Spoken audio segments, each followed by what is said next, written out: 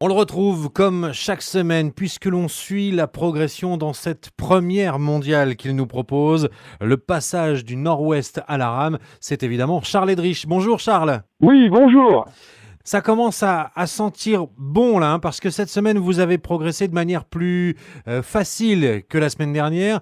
Vous êtes à quoi, 500 km du but maintenant? Voilà, donc ça commence effectivement à bien se présenter. En plus, je viens de faire le détroit de vélo, donc c'était un passage vraiment clé.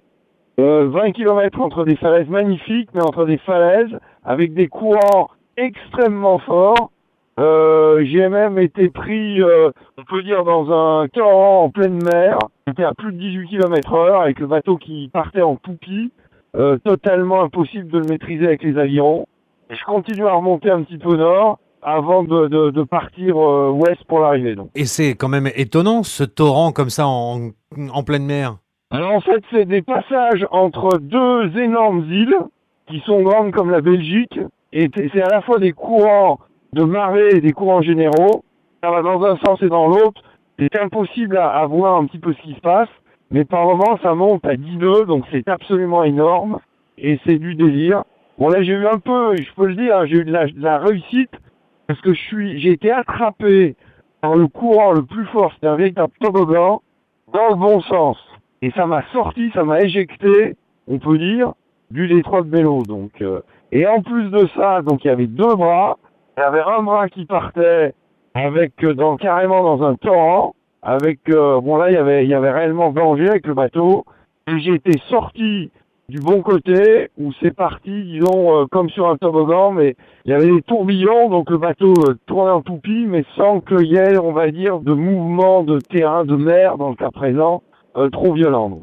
Ouais, donc encore un passage un peu chaud après les ours la semaine dernière, les courants cette semaine. Ah bah ça, je savais, avec le détroit de vélo, ça allait être compliqué, et en plus, j'avais pas tellement le choix, parce qu'il y avait des petits vents, il y avait des vents de face, donc je suis rentré dans le détroit avec les vents de face, mais j'avais pas le choix, parce que dans les 4-5 jours qui suivaient, il y avait des vents encore plus forts, et vent de face et courant de face, il n'y a rien de pire en matière de mer.